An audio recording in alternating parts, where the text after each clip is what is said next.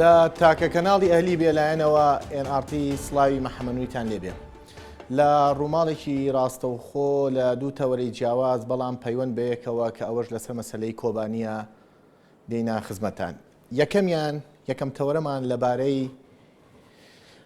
بڕیاری پەرلەمانی کوردستان بۆ ناردنی هێز بۆ کۆبانی. بڕیاری ژمارە 28 ساڵی 2014 پەرلەمانی کوردستان بڕیاریدا یەکەم ڕەزامەندی دەربڕین لەسەر ناردنی هێزی پێشمەرگەی هەرێمی کوردستان بۆ بەرگری لە کۆبانی. ئایا ئەم بڕیارە تەنها بڕیارێکی سەر وەرەقیە سەر کاغەزە یاخود دەکرێت لە ئەمری واقعا جێبەجێ بێ؟ هێزی پێشمەرگەی چی بنێرین بۆ کۆبانی لە کاتێکە هەرێمی کوردستان خۆشی لە ڕووبوورەبوونەوەیەکی گەورەی مەترسی داعشدایە، مەسەلەی جەلەولا، شەنگال، زومار، زۆر ناوچەکانی تر کە تا ئێستا لە ژێر چنگی داعش دەرنەهاتوون. ئایا ئەم بڕیارە تەنها بۆ ڕاکێشانی عەتفی شەقامی کوردی و شەقامی سیاسیمانە یاخود دەکرێت هەرێمی کوردستان پاڵپشتی سەربازی کۆبانی بکە؟ بۆ قسەکردن لەسەر ئەم بڕیارە و مەغزە و ماناکانی لە سلێمانی میوانداری دلێر ماوەتی جێگری لیژنەی پێشمەرگەی پەرلەمانی کوردستان و لە هەولێرەوە ئەمین بەکر ئەندامی پەرلەمانی عێراقمان لەگەڵدا دەبێت. کاک دلێر سوپاس دەکەین. زۆر سوپاس. کاک دلێر ببوورە. کاگەمین ئەگەر سەرەتا و پرسیار لە بەڕێز بکەم. کاگەمین جارێ دیارە کاگەمین ئامادە نەبووە. کاک دلێر مەغزای ئەم بڕیارە چییە؟ ئەم بڕیارە جێبەجێ دەبێت یاخود بڕیارێکە تەنها بۆ ڕاکێشانی عەتفی شەقامی سیاسی و شەقامی هاوڵاتی و جەماوەری کووردە؟ ئەم بڕیارە بە پێی یاسای سەرۆکایەتی هەرێم مادەی دا بڕگەی 11 سەرۆکی هەرێمی کوردستان بۆی هەیە. هێزی پێشمەرگەی کوردستان ڕوانەی دەرەوەی سنوورەکانی هەرێم کات دوای ڕەزامەندی پەرلەمانی کوردستان. خۆشتان دەزانن ماوەیەکە هێزەکانی داعش بەری جەبهەیەکی درێژی هەرێمی کوردستانیان گرتووە، هەم لە باشوور هەم لە ڕۆژهەڵات، بەڵام لەبەرەوەی باشوور سنوورەکەی فراوانە و هێزەکەشی هێزێکی زۆرە توانیومانە ئەوەی جێشی عێراق پێی نەکرا، ئەوەی جێشی عێراق بەجێی هێژ لە ماوەیەکی کەمدا ئەو سنوورانەی دەرەوەی ئیداری هەرێم بۆ پاراستنی خەڵکەکەی کە خاچی کوردستانە بپارێزین و دەستیان بەسەرا بگرین و تاکو ئێستا توانیومانە مەقاومەتێکی باش لە بەرامبەر داعشدا بکەین. بەڵام لە قۆناغی دووەمدا داعش کەزانی لە زۆربەی جەبهەکان لە بەرامبەر کووردا تێکشکاوە و شکستی هێناوە، خۆی کۆ کردوتەوە لە ڕۆژئاوای کوردستان، لە یەکێک کانتۆنەکانی ڕۆژئاوای کوردستان کە کۆبانەیە هجوومێکی زەبەلاحی کردووە و پێی وایە تاکو ئێستاش لە دوای 30 ڕۆژ دەتوانێت بیگرێ و بۆ تۆ تەحەدایەک لە بینی نەتەوەی کورد و داعشدا کە تاکو ئێستا شەرەڤانانی کۆبانێ بوونە سومبولی بەرگری، بوونە جێگای سەرنجی میدیاکانی هەموو دنیا، ئیرادەیەکی وا گەورەی شۆڕژگەڕانەی دیفاعکەرانیان پیشانداوە کە هانی ئێمەشی داوە، هاونی هەموو خەڵکی کوردستانی داوە، چ بە خۆ پیشاندان، چ بە کۆمە کۆکردنەوە، چ بە ناردنی چەک و تەقەمەنی، چ بە دەرکردنی بڕیار لە کۆتاییدا گەشتوینە ئەو قەناعەتەی کە پێویستە باشووری کوردستان بە شێوەیەکی ڕسمی هێزێکی ئیسناد بە چەکی گەورەوە بنێرین بۆ پشتیوانی کۆبانێ کە کێشەی کورد ئێمە ئێستا بە یەک کێشە دەزانین. باشە کاک دلێر، ئێوە بڕیاتان داوە هێزێکی پشتیوانی باز لەوە ناکەن کە فەوجی ئاسایی پێشمەرگە بڕواتە کۆبانی لە بڕیارەکەیاوان نیە؟ هێزی پشتیوانی کە بریتە لە هێزی ئیسناد و هێزی ئەسلحەی قورس و گەورە. هەرێمی کوردستان خۆی ڕوبەڕووی مەترسی گەورە بۆتەوە لە جەلەولا و باشووری کەرکووک، لە شەنگال و زومار، لە زۆر ناوچەی ترەوە داعش تا ئێستا بەو شێوەیە شکستی نێناوە. ئەو شوێنانەی کە داعش گرتوونی تا ئێستا بەشێکی هێزی پێشمەرگە نەیتوانیوە بیگرێتەوە. ئەم بڕیارە لەم کاتەیە لادوانیە دەرپەڕانی کێشەیەکە لە ناوخۆ بۆ دەرەوە؟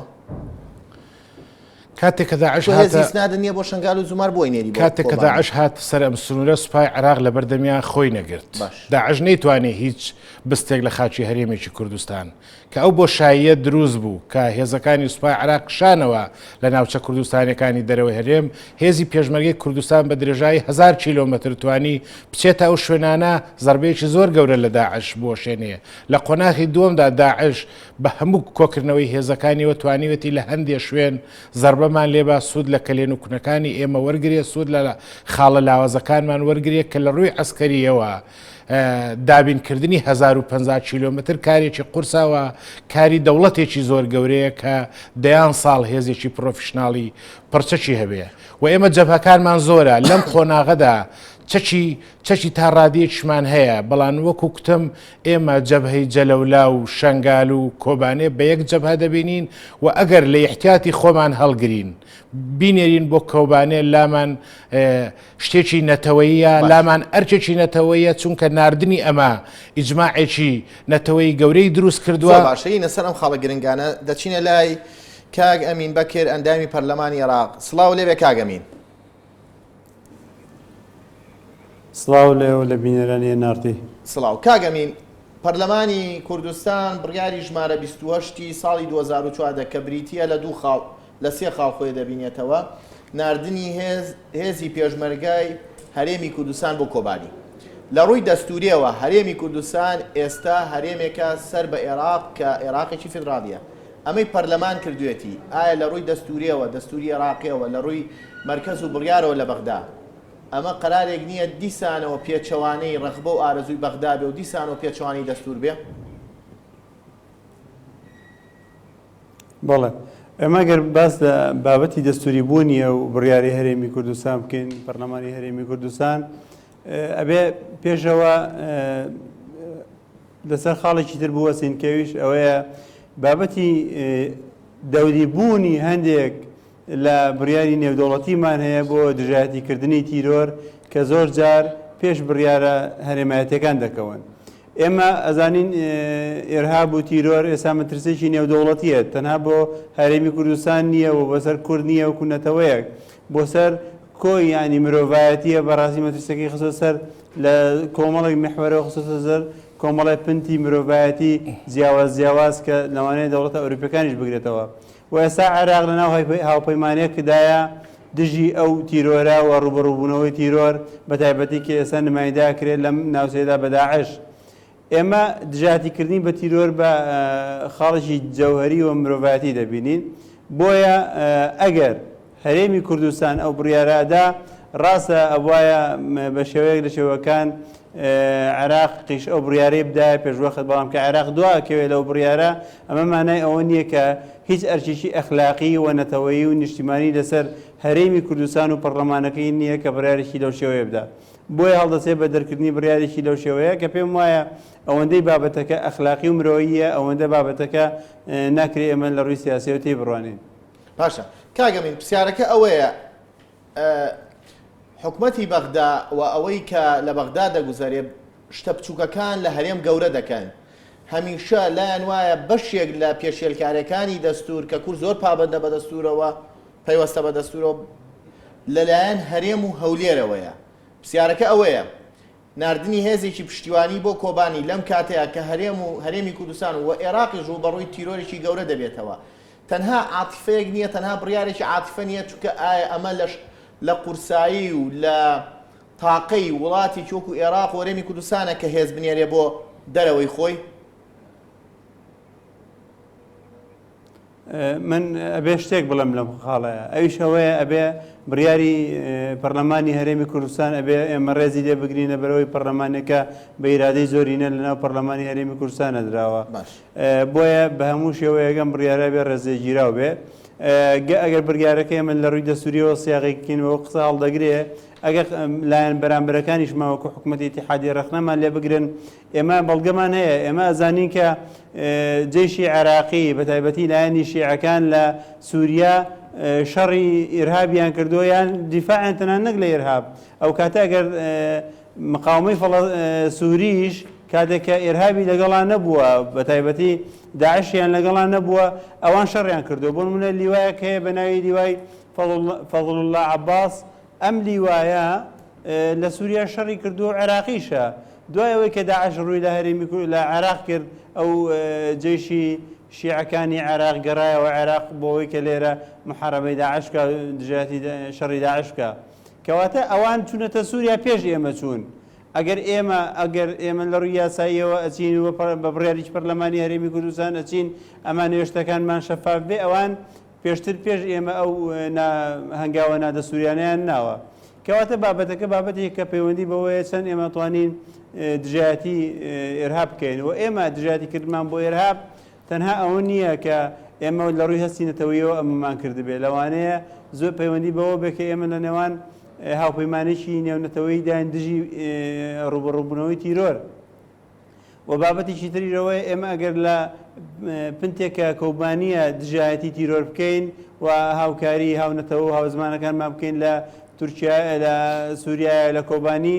لەبەرەوەیە کە ئەوان بابەتێکی مرۆیەیە کە کۆمەڵی خەڵکی مەدەنی تا ئێستا لەو شوێنە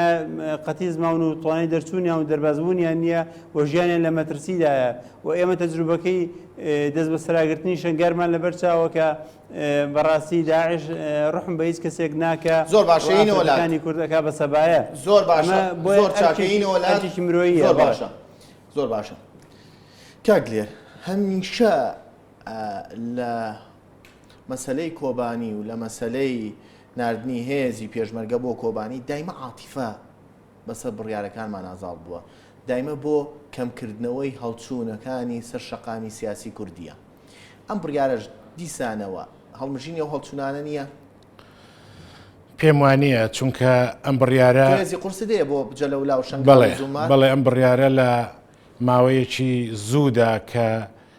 دوێنێ بڕیارەکە دەرچووە پێرێ سەرۆکی هەرێمی کوردستان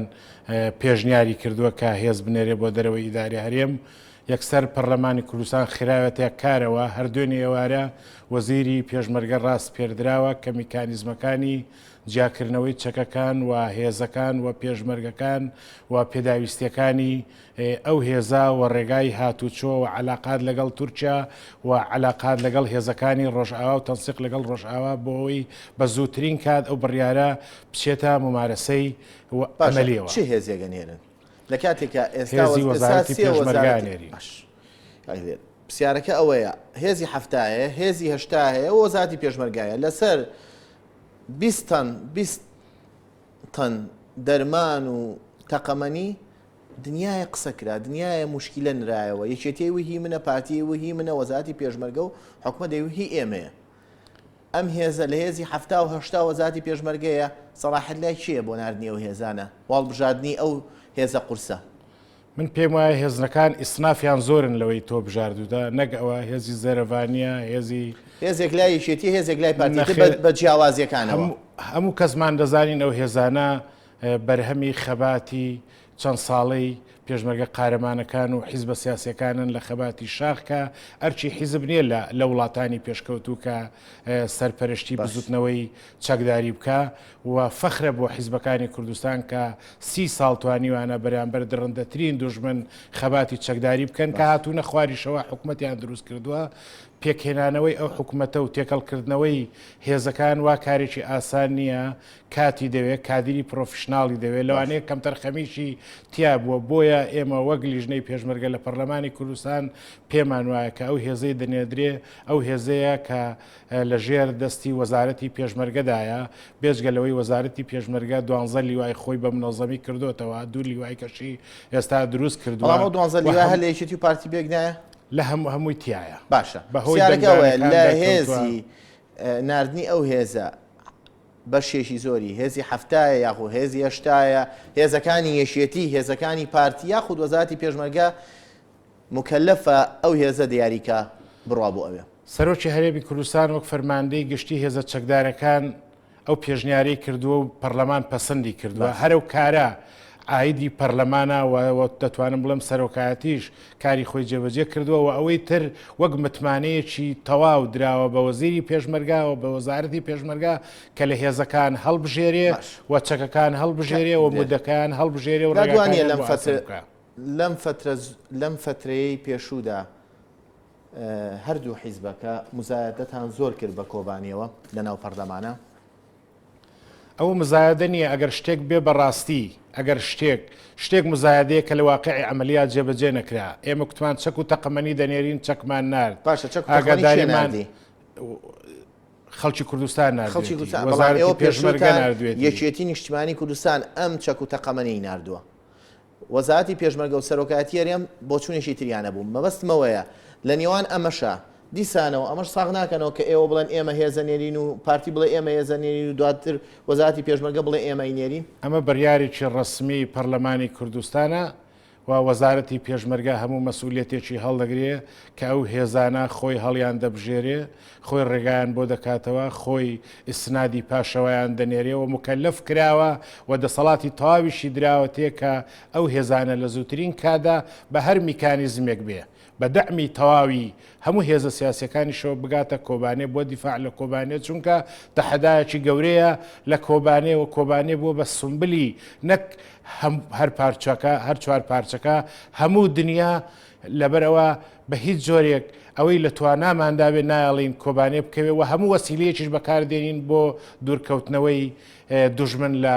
کۆبانێ و کۆبانێ و جەلەولا و شنگال لە یەک جیا ناکەینەوە. بۆیە لەم قۆناغەدا پێویستمان بە یەک ڕێزیە. کاک محەممەدەوت پێ دڵم دوێنێ کە ئەو بڕیارە دەرچوو مەبەستم شعوری نەتەوەیە چەند بەرزە، جگە لەوەی خەڵک پیتاچی کۆ کردەوەتەوە، جگە لەوەی کوردانی باکوور ئەو خۆپیشاندانە گەورەیان کردووە لە هەموو شارەکانی کوردستان، جگە لەوەی کوردانی دەرەوە چوون مەتاڕیان گرت، چوون شوێنی گرنجیان گرت، چوونە یەکێتی ئەوروپاوە، دوێنێ کە ئەو بڕیارە دەرچوو لە تەنیژ منەوە دەیان پەرلەمانتار فرمێسکیان دەڕشت کە بۆ یەکەم جارە بڕیارێکی گرنگ هێزی پێشمەرگە تاکو ئێستا بەس دوژمنان هێزیان کۆ کردوتەوە لەسەر بەشێکی کوردستان و شۆڕشەکانیاندا بەرکاندوتەوە. ئەم جارە بۆ یەکەم جارە حکوومەتی هەرێم بە شێوەیەکی ڕسمی هێز دەنێرێتە دەرەوە کە ئەویش پارچەیەکە لە خۆمانەوە پێمان وایە ئەگەر چی ئێمە لەم ژوورە دانیشتوین بە جەستا، بەڵام ئێستا ڕوحمان لە شنگالەیە لە کۆبانەیە بۆی هیچ داگیر نەکرێ. بۆیە پێم وایە ئەمە مزایەدەنیە دەچێتە واقعی ئەمەلیەوە چەکمان نردووە، هاوکەریمان نردووە، ئۆردوگامان حکوومەتی هەرێمی کوردستان. بەڵام پێشتوان نەدەوترا حکوومەتی هەرێمی کوردستان نردومان بەیانامەکەی مەکتەبی سیاسی یەکێتی خوێنێتەوە ئی خەڵکی کوردستان نردومانە وەکو ئەندام پەرلەمانێک و کادرێکی پێشکەوتوی یەشێتی ئەو چەک و تەقەمانیانەی ڕۆشن بۆ کۆبانی حکوومەتی هەرێمی کوردستان و هی هەموو حکوومەتە یان بە تەنیا هی یەکێتی نیشتیمانی کوردستان هەموو حکوومەتە ئی خەڵکی کوردستانە. باشە درەنگ نەبوو بڕیارێکی وا لە ئێستادا بۆ کۆبانی و هاوکاریکردنی کۆبانی هەر ئەوەندە پێڕاگەشتین چونکە لە یەکەم جارە بەیانمان دەرکرد و لیژنەمان نرد و لە نزیکەوە مەخەیەممان کردەوە و چی لە خۆپیشاندان و کۆکردنەوەی پیتاکە هەمومان کردمان و هەموو کوردێک هەژا.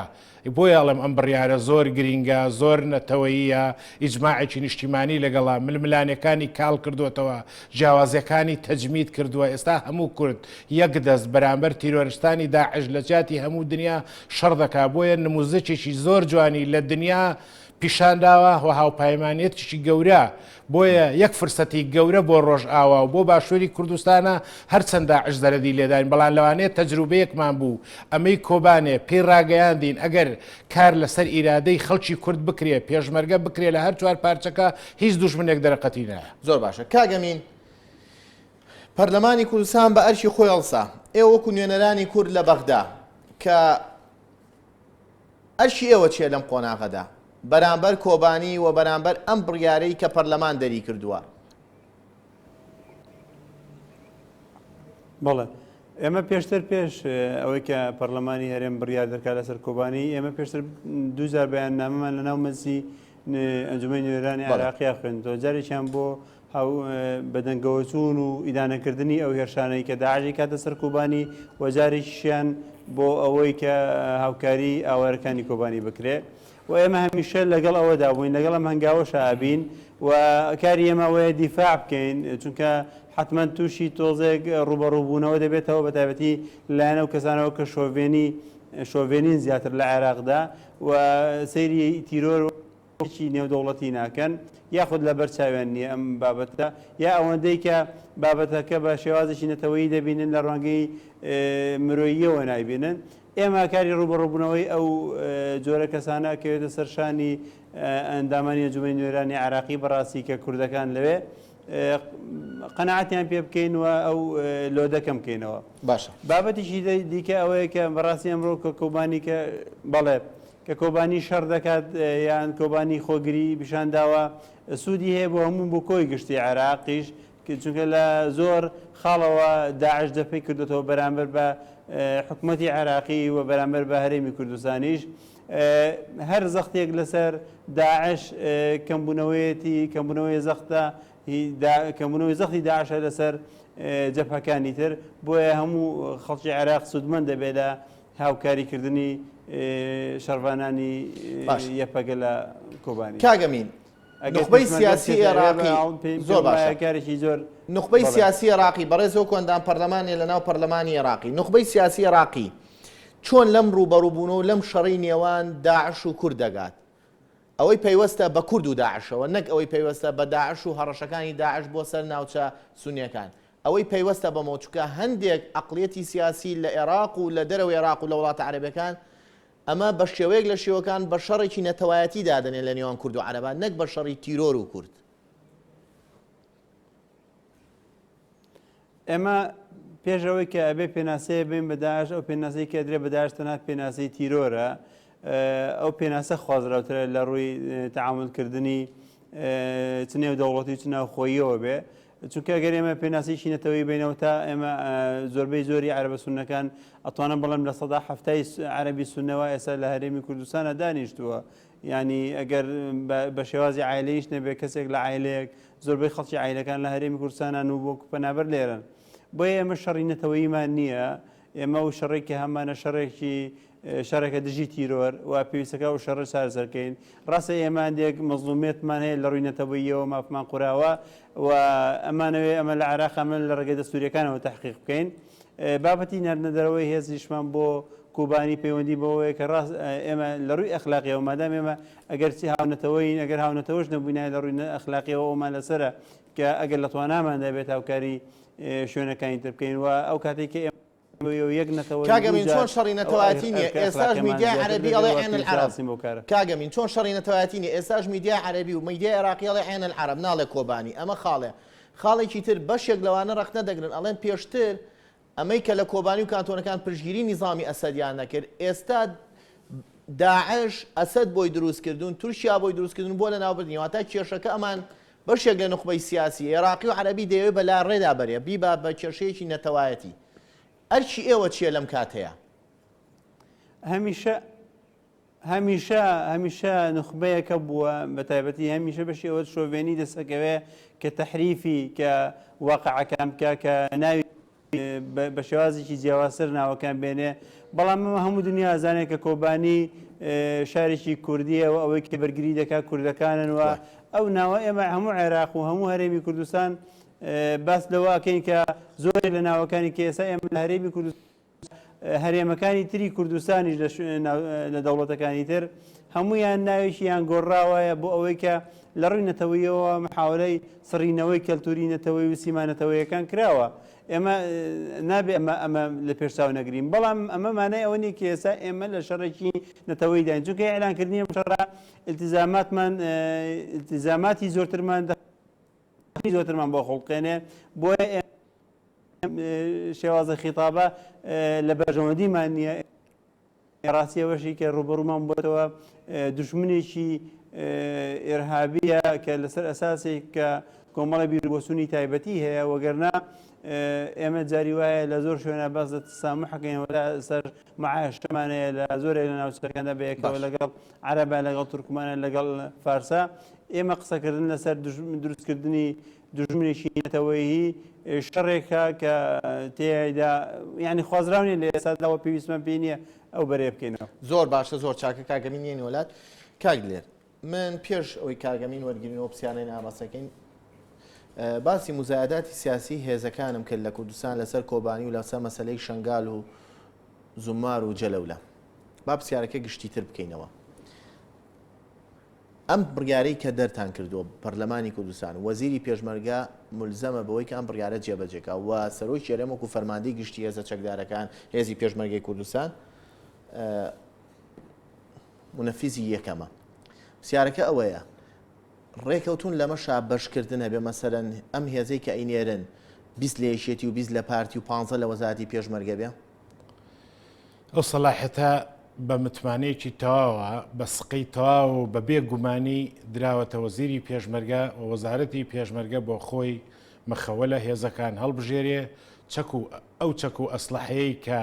لە ڕۆژئاوا پێویستیان پێێتی ئەوەی بۆ دوورخستنەوەی داعش بەکاردێ لە جەبهەکان هەڵگرێ و ڕێو شوێن و میکانیزمەکەی هەمووی دراوە بە دەست وەزیری پێشمەرگە و لە ئێستا بەدواوە وەزیری پێشمەرگە بەرپرسە لەوەی کە هێزێکی منەظەمی تۆکمە بە چەکی گەورەوە بگەێنێتە کۆبانێ. وەزیری پێشمەرگە ملزمە، بەڵام ئایا یەکێتی و پارتی ئیلتیزامەکەن بە بڕیارەکانی وەزیری پێشمەرگەوە؟ هێزی هەفتا و هێزی هێشتا ئیلتیزامەکەن بە بڕیارەکانیەوە؟ لەمە و پێششکاوت جەبهانە هەبووە. من وەکو ئەندامێکی لیژنەی پێشمەرگە زۆر لە سنفەکانی پێشمەرگە گەڕاومە، زۆر لە وەزارەتەکانی تریش ئێستا هێزیان ناردووە، بۆ نمونە هەموو هێزەکانی ئاسایش و هێزەکانی پۆلیسیش لە پشتیوانی هێزەکانی جەبهەدان کە ئەوانی سەلاحەتیان داوە بە وەزیری پێشمەرگە و هەموو هێزە سیاسەکان و پێم وایە ئێستا لایانی تەنفیزی کەوتۆتە وەزارەتی پێشمەرگە چۆنی جێبەجێ دەکا خەڵکی کوردستان یەک ئاواتی هەیە کە لەسەر ئەرز و ئاوی خۆی بە شەرەفمەندانە بژی و دژی داعش دوورخە. بەر لەمە تۆ ئەو قسەیەکی وتر یەکگرتنەوەی هێزەکان لە کاتێکی وادا قورسە زەمن و کاتیەوێت و پێشتر جەنابەت لە یەکێک لە دیدارەکان تا ئاماژەت بەوەدا کە باسی کەوتنی شنگالەکەی بەدەستی داعشۆمانە، باسی شکستی هێزی شەرڤانی ببوورە زێرڤانیر کردو بوو. پرسیارەکە ئەوەیە تۆڵێ ئەمە قورسە لە کاتێکا وەزیری پێشمەرگە بەرپرسی یەکەمە لەوەی کە هێزەکان کۆبکاتەوە. پرسیارەکەەوەی یەکێتی و پارتی هەردووشیان هێزیان هەیە و هەردووشیان دەیانەوێت بە شێوەیەک لە شۆگان لە پێشترا دیمان مزایدەی سیاسی بکەن بەسەر کوبانی و پەرلەمان لەمایان چیەکە. یعنی ئێوە وەزیری پێشمەرگە تا مکەلەف کردووە کە ئەوە توانێت چیە بنێرە و چێ نەنێرێت لەو هێزی پشتیوانیان پرسێکی نەتەوەیی و نیشتیمانیە و ئیجماعێکی نیشتیمانی گەورەی لەسرە ئەم پرسە ململانیەکانی تەجمید کردووە، جیاوازەکانی کاڵ کردوێتەوە، هەستێکی نەتەوەیی لە هەر چوار پارچەکە دروست کردووە. پاشەکە جیاوازەکان کاڵبووتەوە بۆچی هێزی هەفتا و هێزی هەشتا یەک ناگرێتەوە بچێتەوە سەر وەزارەتی پێشمەرگە. ئێستا لە ژێر سەیتەرەی وەزارەتی پێشمەرگەدایە و محوەریان پێدراوە و واجباتی خۆیان جێبەجێ دەکەن و ڕۆژانە شەهید دەدەن، بریندار دەدەن، بەڵام بە شێوەیەکی منەظەم بە شێوەیەکی پرۆفیشناڵ ڕێک نەخراون. ئەجینا ئەم هێزە زۆر نیشتیمانیە، زۆر منەظەمە، لە زۆربەی شەڕەکاندا هێزەکانی هەفتاوەشتا لە پێشەوە بوون، بەرگری لە پێشەوە بووە و هێزەکانی وەزارەتی پێشمەرگە لەبەر ئەوە لە دوای کۆتایی هاتنی داعش هەموو مانگەشتوینە و قەناعەتەی کە داعش زەربەی زۆری لەداین کارەساتی ناخۆشی لێکەوتەوە بۆ کوردانی ڕۆژئاوا دەبێت بە دەرسێک کە پێکەوە دەبێت لە ڕۆژئاوا ئیدارە بەڕن بۆ ئێمەش دەبێتە تەجروبەیە کە لەمە دوا دەبێت موئەسەساتی باشمان هەبێ، هێزێکی نیشتیمانی پرۆفیشناڵمان هەبێ کە تاکو ئێستاش خەتەری تیرۆر و تیرۆرستان و داگیرکاری لەم سنوورەدا ماوە و پێم خۆشە ئەوە ئیزافە بکەم بۆ یەکەم جارە کورد ئەم فرسەتەی بۆ هاتووە لە هەر چوار پارچە جاران لێرە بە مخەڕیب لە شوێنێککە بە زەدەل ئینقلاب لە شوێنێککە بە تورکی چیایی کوردانی ڕۆژئاوا ئەسڵەن هەر هەوێیان نەبووە. ئەم فرسەتە بۆمان هاتوتە پێشەوە، هاوپەیمانیەک هاتووە، دۆستەکانمان کە جاران ئەوان بە دیموکرات دەزانی ئێستا ئەوان ڕوو لە نزمین، ئەوان نزیکن لە تیرۆرستان و هێزە تیرۆرستەکان کە جاران ئەوان بە ئێمەیان دەگوت تیرۆرستان، ئێمە بە دنیا ئاشنا بووین کە لەسەر ئەرز و خاچی خۆمان شەرەفمەندانانە دەمانەوێت نظامێکی دیموکراسی پەرلەمانی تەعەدودی بە پشتیوانی هەموو ئاینەکان هەموو نەتەوەکان زۆر باشە. کاگەمین ئەگەر سەی دیمەنی هەرێمی کوردستان کەی دەبینی لەم شەڕانەی ڕوبەڕووبوونەوەی داعشدا ململانێ سیاسیەکان تۆختر بۆ بە تایبەتی لە نێوان یەکێتی و پارتیدا و هەندێک لە نێوان دوو کۆندا باسیەوەیان دەکرد تەنانەت لەسەر کوردانی ڕۆژئاوا و کۆبانیش مزایدەی سیاسی دەکەن. پێت وایە لە بڕیارێکی وا کە دەردەکرێت وەزارەتی پێشمەرگە کە لە بزوتنەوەکەی بەڕێستە و وەزیرەکەی لە بزوتنەوەکەی بەڕێستە بەم دوو هێزە جیاوازەی هەفتاوەشتا دەتوانێت چی بکات؟ چونکە کاک درێت دەڵێ هەموو سەلاحەتەکانی راوەتە دەست وەزیری پێشمەرگە.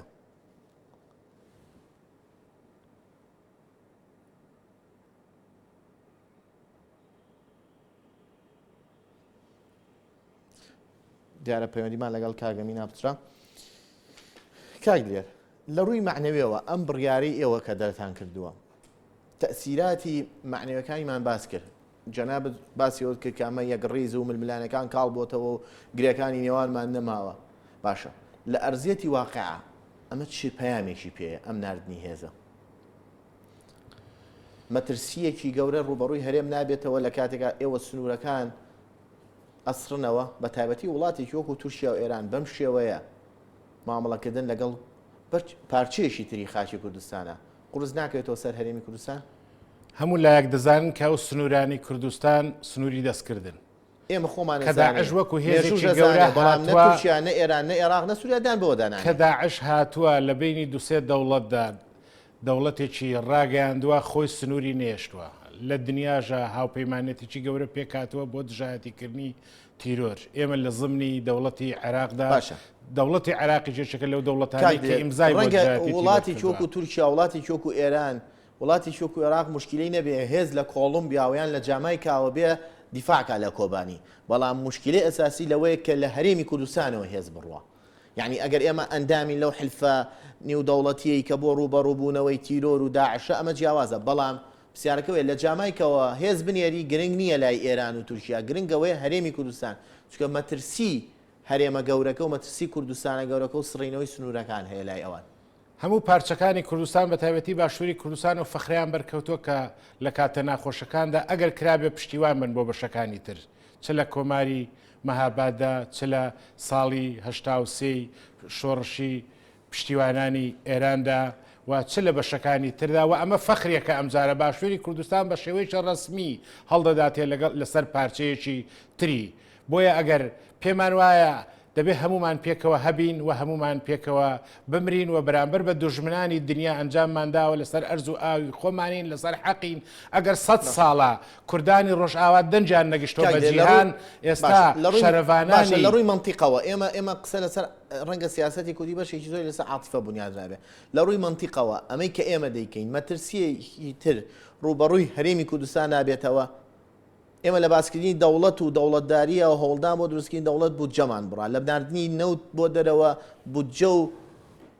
داهاتی خەڵک برا مەعاشی خەڵک برا پرسیارەکە ئەوەیە لە ناردنی ئەم هێزەشە دیسان و هەڕەشەیەکی تر ڕوبەڕووبان نابێتەوە بە تایبەتی ئێمە وەکو شێرکۆبەکەس دەیوت لە ناو حەوزی گورگانای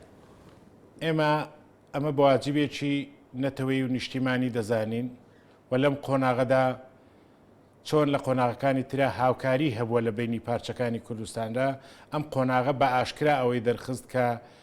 باشووری کوردستان بە حکوومەتەوە بە پەرلەمانەوە بە سەرۆکایەتەکانەوە ئەوان لە کاتی پێشودا دەستی هاوکاری و هێزەکانیان بەبێ داوالێکردن هاتووە پشتیوانی هێزەکانمان لەم قۆناغەدا کە ئێمە چەکمان لە بەردەستدایە هێزی مرۆیی باشمان لە بەردەستدایە جەبهەکانیشمان درێژن بەڵام بە پێویستمان زانی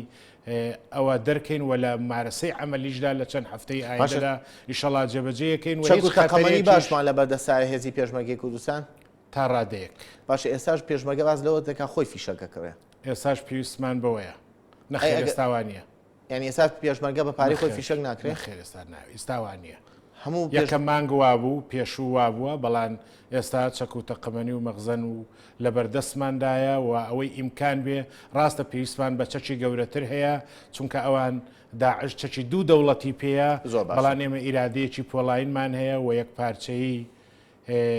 نەتەوەییمان هەیە بۆیە پێمانێ زەرەدی لێ بکەین چونکە هاوپەیمانەتێکی گەورە دروست بۆ ئاینەیەکی گەشت ڕوو لە کوردستان باشە کاگەمین ئەگەر لە دەرەوە سەیری مەشهدی سیاسی و دیمەنی سیاسی هەرێمی کوردستان کەی لە ڕوبەڕووبوونەوەی داعش دەبینی ململانەکان و مزایدە سیاسەکان وەکو باز دەکرێت لە نێوان هێزە سیاسەکان بە تایبەتی یەکێتی و پارتیا تۆختر و خەستر بۆتەوە لە بڕیارێکی وادا وەزیری پێشمەرگە کاک دلێرماوەتی دەڵێ مکەلەفی وەحیدە کە هێزەکان پێک بێنێ و بینێرێ بۆ کۆبانی لە کاتێکا دوو هێزی سەرەکیە هێزی هەفتا و هێزی هەشتا ئەو ئەنگاوانە کامانە لەم کاتەیە ئێمە بینین هەرێمی کوردستان بینێ بۆ ئەوەی یەک هێزی یەکگرتووە بێ نەک بەم شێوەیە هەر هێزی و مزایدە بکە بەسەر هێزەکەی تردا بەڵێ سەرەتا نەبێ ئەو بڵێم ئەو هەموو بەنگشانەی کە باس لە حیزبی بوون یا بچکردنەوەی هاوکاری نەتەوەیەکەن بۆ کوردەکانی دەرەوەی هەرێمی کوردستان ئەوانی کە لە کوردەکانی ڕۆژئاوا و ئەگەر لە پارچەکانی دیکەشا بێ و هەر هەنگاوێکی تری سیاسی جموزۆڵێکی سیاسی بچووکردنەوەی لە چالاکێکی حیزبیدا و ئیهانەکردنە بە دام دەستگا هەرێمیەکانی ئەوەی کە ئێمە پێیان دەڵێن دام دەستگای نیشتیمانی و ئیهانەکردنی